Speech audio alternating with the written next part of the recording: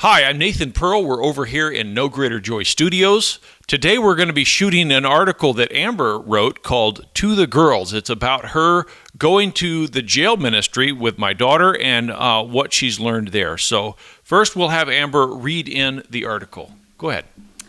So it's a chilly Monday morning. My hands cradle the coffee cup as I try to calm my nerves. I've repeated this process dozens of times. Yet I can't stop the pounding in my heart when the alarm goes off at precisely 9:30 a.m. It's time to go to jail. My name is Amber, and this is my testimony. In the last 13 years, God has taken me on an incredible journey, and it would be remiss of me not to share it with you. And this one's for the girls. If you are finishing up high school or feel immobilized and are waiting for the next step in your life, I want to encourage you, and as you begin this next chapter. And let's start at the beginning. It was 2011, and I was 17 years old. It was graduation year for me. And like any proper homeschooler, I grew up conservative, where there was a particular mindset for young women and girls to be running a household and raising a family by the time we reached our 20s. Well, that wasn't the case for me. I grew up in the country and learned to work hard and diligently alongside my family. I am so thankful for the knowledge I've acquired from them. But as time marched on, I was no longer satisfied waiting at home. And please don't misunderstand. My family is amazing. I could go on all day about how awesome they are and how much I enjoy them. But that would be my parents' life. I needed my life to start. I needed to graduate. With my future looking a little different than I expected, I shared with my parents the restlessness and the unexplainable urge I possessed to do something with my life. I wanted it to be something meaningful that would impact not only me, but others as well. Then Costa Rica happened. I wasn't planning for it, wasn't even looking for it, but I was looking for something, and God provided. A family friend from long ago contacted my older sister and me to see if we would be interested in joining them on a week-long missions trip to Costa Rica. I was beyond thrilled. It was an answer to prayer and to the unshakable voice that I wouldn't let go. I had already done extensive traveling, and my passport was ready for another stamp. I didn't know yet, though, that it wasn't going to be the stamp or the gorgeous countryside that was going to change my life. That week in Costa Rica was indescribable, so I won't bother with the details. But I will tell you that my brief experience there taught me more about Jesus and his love than anything else ever had. The time flew by too quickly, and I found myself leaving reluctantly. I told the woman who operated the home to give me a call if she ever needed more help. But at that time, there wasn't a need, and that just about broke my heart. I returned home and went about life again, including back to my job as a substitute teacher. But the yearning I felt only grew stronger, and I needed a change. I just didn't know where to go. I had no clear direction, no plan, just a feeling that wouldn't go away. And then, as always, God provided, and I received a call, and man, was I thrilled to see the caller ID was a Costa Rican number. The woman on the other end asked if I was ready to come back, this time saying it was staying for the whole summer. And I'm sure you can guess my response. I told my parents about the call, and all they said was, "When do you leave?" And the answer, 2 weeks. I halted my teaching position and happily put all my savings toward a ticket that would carry me to where I would spend the next 3 months of my life. My time in Costa Rica was not something that could be considered good by normal standards. The days were long, making more rice than I cared to see in a lifetime, and exhausting my social battery with needy people. There were late nights cleaning the kitchen after the kids went to bed, cold showers and earthquakes. And then there were the times that I would sit in my room and cry, trying to process what the children confided in me and what they had gone through. But God doesn't have normal standards. When I felt at my lowest, he comforted me. When I couldn't go any further, he carried me. When I couldn't find the words, he spoke through me. I learned things there in my weakness and my uncertainty that I could never have learned at home. And it was hard, and it was good. I ended up going to Costa Rica for 2 summers. And while I can't share every lesson I learned there, I can share one. God never wanted me to be comfortable, because if I were comfortable, I wouldn't have gone to Costa Rica. And I wouldn't understand the depth and the power and the beauty of Jesus and his love to the degree that I do now. And I probably wouldn't have received a phone call from Debbie Pearl asking me to work full-time at No Greater Joy. And I certainly wouldn't be on my way to jail. And yes, we're back to that now. It's present day, and I am anxious. I drive until I make that final turn into the Perry County Jail and go through the familiar process. I park, sign in at the door, make small talk with the secretary, and try in vain to quiet my nerves. I approach the looming security doors and pray earnestly to God to soften the hearts of the women inside. I ask him to calm my heart, give me the words I should say, and shut my mouth so I don't say something I shouldn't. Because you see, I'm here on a mission to share Christ with anyone who will listen. I go through the final door. My heart is thudding as it clangs shut behind me, leaving me alone inside.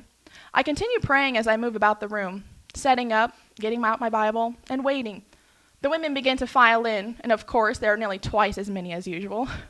And the CO locks the door behind them, leaving me in a room full of women waiting to hear what I have been preparing throughout the week to share with them. And if you know me at all, you know I'm not the kind of person to lead even 2 people in conversation, let alone spend an hour sharing the word with almost 10. I take a deep breath, open us up in prayer, and start the review of last week's lesson. We are going through Romans right now, and everyone knows the first 2 chapters are a little rough to get through. And just as God intended, they let you know soundly and thoroughly that you are a sinner and worthy of hell. But as we begin to read through it, my hands shake with excitement. But now, we read in Romans 3:21, the righteousness of God without the law is manifested. And this is shouting material. As I lead the girls through this miraculous gift that the Almighty has given us, I realize I don't feel scared and unworthy anymore. My body vibrates with excitement as I share Jesus and his blood. My encouragement to you is this: fill life with growing experience. Pursue something challenging and meaningful and come away more confident and closer to God because of it. Take advantage of whatever time you have as a single woman and learn to love life and live it. God gave us this life, and I fully believe he wants us to thrive in it, not just exist, waiting for something that may never happen. Seek the Lord for guidance, and you will find a lot of things that don't work, but keep trying. We spend our lives anticipating the big moments, not realizing we measure them by the inconsequential ones.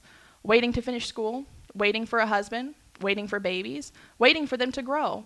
As you wait in those moments, fill that time with something meaningful. Grow, touch people's lives, make an impact for God's kingdom. God has a plan for your life, and it won't look the same as others. Following Jesus has been the most incredible journey, and I wouldn't be able to do the things I do if it weren't for taking that first step. Jesus wants us to wait on him, and this is true, but he also wants us to seek him. Girls, we all start somewhere, but are we going somewhere? Whether you're just finishing high school, in the beginning stages of dating, or you are still waiting for your life to start and don't have a clue, don't waste the time you have now. Spend it wisely. Wow. Thank you, Amber. That is an incredible article, and I feel like it really does speak to a group of young ladies that want to serve God, and they really want to serve God as mothers and as wives, and yet God is ready to use us where we're at. Yes. Yeah. Paul said, I wish everybody was single so they could work for God full time, and it's a hard path. Yes, very hard. But look at what God's done through you, done in you, and blessed you with. I think I'm encouraged, honestly, every Monday when you girls go to the jail, and where people are like, "Where's Amber?" And I'm like, "Her and my daughter went to jail." I think it's awesome that's the case. So I want to ask you guys some questions about the process, because we really do. We have readers, we have friends that are out there that have grown up hearing about No Greater Joy, and they're looking for ministry. What does that look like? And it's intimidating. Oh, very right? intimidating. Yes. So how do you get to that place? How do you get to where you actually show up at jail? Do you just like throw a brick through a window? No, don't do nobody that. does that. You'll end up in jail. Wrong kind of going to jail. And I'll see you on Monday. So how did you get started? So it was actually not something I was looking for at all, which is a lot of the ministries that have come up in my life, is that Adam actually emailed me one day when I was actually home on vacation, and he's like, my mother-in-law and I are doing a Christmas card for the people in jail. Would you like to help with that? And I was like, oh, sure. At this point, I had worked with Adam for over 2 years, and I had never even thought about his recovery group or his jail ministry. And so then I got to working with Mrs. Sarah, and we just hit it off really well. And she's like, I go to jails on Monday. Would you like to go with me? And I'm like, well, what do you do? She's like, I have a Bible study with the girls. And that just intrigued me. I was like, whoa. I was like, I didn't know people really did that. I had never thought about a ministry going into the jails. And so I said yes. And I was super nervous, though, because I was like, I don't know what to expect at all. Never stepped foot inside of a jail, much less getting stuck in a room with inmates. It's very intimidating. But I guess how it starts is that you just have to be willing to go when an opportunity comes up. I wasn't looking for it, but Miss Sarah's like, would you like to go? She's like, I think you'd be a really good fit. So just having, I think, people in your life that know your walk with God and how you handle different situations, they're like, I think that person would be a good fit. And so then they introduce you to that. And if you're willing to go, God's going to use it. Yeah. One of my favorite missionaries, I went to this conference, actually met my wife at the conference. He used to say that God uses people that are already doing something. Right. And he would say, if you think that God might want you to do something, get up and run. And if you hit a brick wall and fall down, get up and run into it again until God either opens a door or points you at a different wall, and then run that way. I like that. And, yeah, he was a go-getter. So, Ashley, how did you get started with Amber? I got started actually probably my first week here. And I'd heard about it before I moved here even. I was coming to work at NGJ, and I knew that you worked here, and you had told me about her, and you're like, okay, this girl, Amber, she goes to the jail on Mondays. You need to go with her. You would love it. And I'd be like, that sounds, like your word, intriguing. Yeah. It sounds intriguing and intimidating. And the more I thought about it, the more I'm like, okay, I have to go. Like, she can't just go and me stay here while she goes. And so the first Monday, we actually really clicked while we talked about it the whole way up there, and we prayed, and I was shaking a lot when we go in, and we go through the doors, and it was an incredible experience. I got to watch her teach for the first time, and we went through Romans, and you don't think about the inmates in the jails that often when you think about, I'm going to go be a missionary, I'm going to go share the gospel. It's like, let's go overseas, let's go to Africa, And then you go in, and there's people that are like right here in our county, just a couple miles from where we live, and they got to hear the gospel like for an hour, and they got to listen to Romans, and we got to pray with them, and we sang songs with them, and it just changed the way that I thought about evangelism. So it was pretty cool. Yeah. So one of the things for you guys that are watching this that you need to know is that when you think about ministry, you think about, okay, well, I'm going to go to Costa Rica. You think about the people that you're going to go to. Listen, the person that's going to change is you. God wants 100%. To do something in your life, and he wants to do it not by you sitting on a couch, sitting in your kitchen table, waiting for God to change you. He wants to do it when you say, God, I'm giving you my all. I'm going to do what you want me to do because I love you. Not because I love the people at Costa Rica or jail. You don't even know them yet. But because I love you, God. Yeah. And then God's going to work in your life. If you listen to the testimony of these girls, it's them who are God's moving in a miraculous way. And God's desire for us is to go from where we're at to closer to him. That's what we're here for. Exactly. We're here to grow in the image of Christ. What did Christ do? Exactly. He preached the gospel to the poor. Yeah. And that's what you guys get to do. You get to preach the gospel to the poor. It's amazing. So, what an encouragement. So we're going to sign off here. Ladies, I'm so proud of you both. I'm so encouraged to work with you and to see what God's doing in your life.